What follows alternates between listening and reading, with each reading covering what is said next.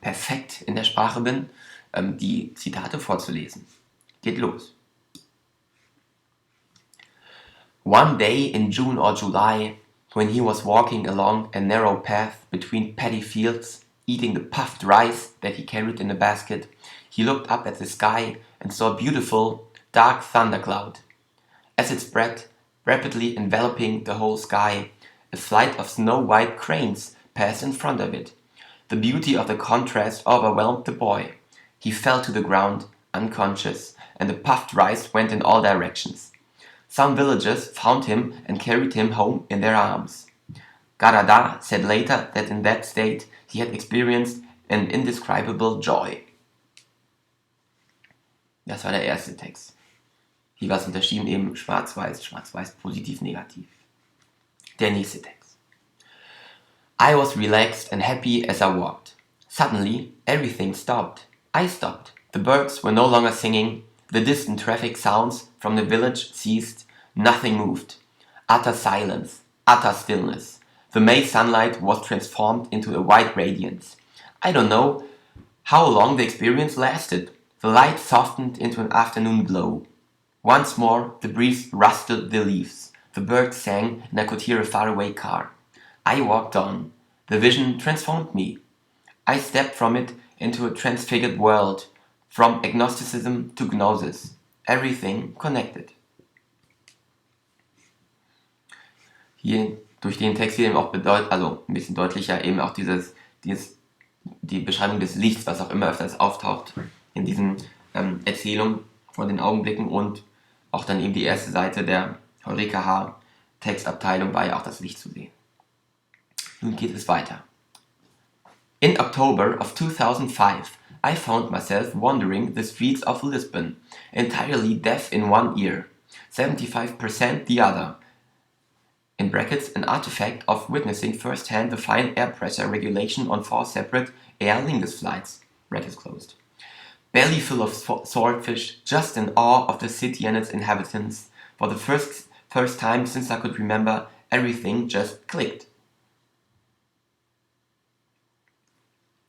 No sooner had the warm liquid mixed with the crumbs touched my palate than a shudder ran through me and I stopped, intent upon the extraordinary thing that was happening to me.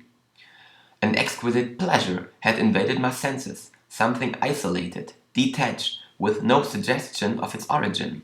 And at once the vicissitudes of life had become indifferent to me, its disasters innocuous, its brevity illusory.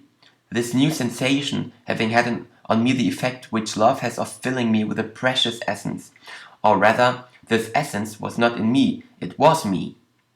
I had ceased now to feel mediocre, contingent, mortal. Whence could it have come to me, this all-powerful joy?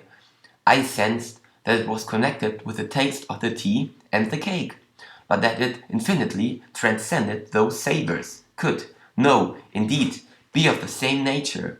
Whence did it come? What did it mean? How could I seize and apprehend it?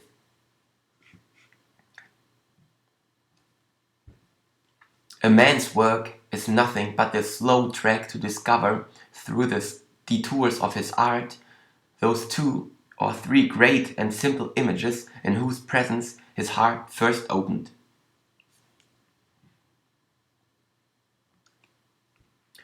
I was 16 and had always enjoyed solitary walks around my village home. One evening I set out, by myself, as usual, to walk up a lane towards the wood.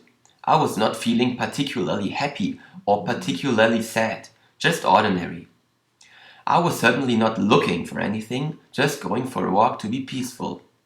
It must have been August, because the corn was ripe and I only had a summer dress and sandals on. I was almost to the wood when I paused, turned to look at the cornfield, took 2 or 3 steps forward so I was able to touch the ears of corn and watch them swaying in the faint breeze. I looked to the end of the field. It had a hedge then, and beyond that to some tall trees towards the village. The sun was over to my left. It was not in my eyes. Then there must be a blank.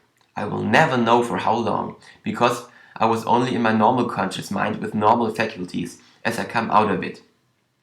Everywhere surrounding me was this white, bright, sparkling light. Like sun on frosty snow, like a million diamonds, and there was no cornfield, no trees, no sky. This light was everywhere. My ordinary eyes were open, but I was not seeing with them. It can only have lasted a moment, I think, or I would have fallen over. The feeling was incredible, but I have never experienced anything in the years that followed that can compare with that glorious moment. It was blissful, uplifting. I felt open-mouthed wonder. The tops of the trees became visible once again, then a piece of sky, and gradually the light was no more, and the cornfield was spread before me.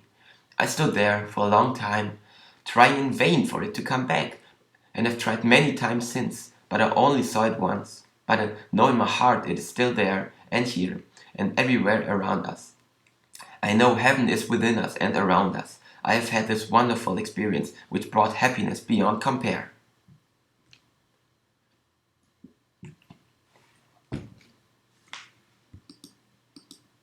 Das war die erste Zeilenfolge. Folgen noch einige.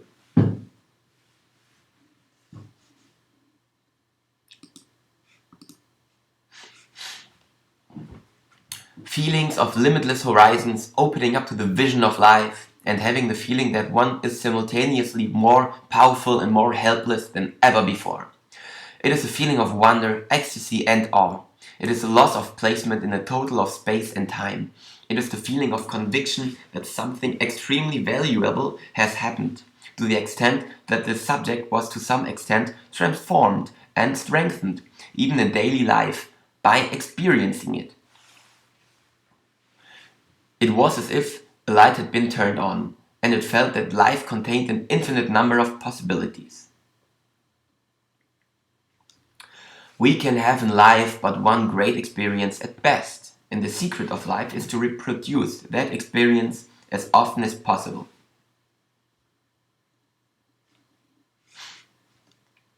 The dust of battle, which had obscured the sky, had quite gone, and the stars were enormous and magnificent. A slight breeze came from the warm sea nearby, and the air seemed to be slightly perfumed. From what source, I could not imagine. Suddenly, and it was really quite sudden, my train of thought accelerated and vastly improved in quality. In brackets, I'm trying to choose my words carefully to describe what happened. Brackets. Stop. New and convincing ideas came into my mind in a steady torrent. Flaws in my existing ideas were eliminated, and as I made mental corrections to them, the diminishing gaps in the logical sequence were filled by neat, brand new linking concepts, which made a beautiful logical pattern. I was immediately aware that this was important to me, as nothing had been before. The impact was so powerful that for a split second I felt something akin to fear, but this I rejected quickly because, simultaneously, I was enjoying an almost, nay, actually, physical thrill of delight. Yes, I think delight is the right word. What I want to stress most, in brackets, and this taxes my powers of description, brackets close, is that a small, everyday critical part of my brain was standing apart, observing with astonishment what was going on in the rest of my thinking apparatus. How long the experience lasted I hesitate to estimate, but it was probably not more than 10 minutes, perhaps less. After only a few seconds, I realized that no effort of mine was involved in what, for me, was a highly superior piece of thinking, and, moreover, it was taking place with an energetic authority which was unlike anything I had ever known about myself, in brackets. I was always a cautious, doubtful thinker, brackets close. That small watchdog part of my brain marveled at this as it had happened. This ability to experience thought on two quite distant levels simultaneously is something I have never heard mentioned as being possible, and I feel inadequate to describe it. It has never recurred.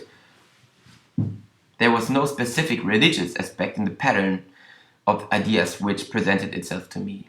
It had to do with man's, in brackets my, position in relation to the universe. It dealt with eternity, which became readily understandable, with infinity, which faced one with ultimate fear unless the next stage in the logic was appreciated.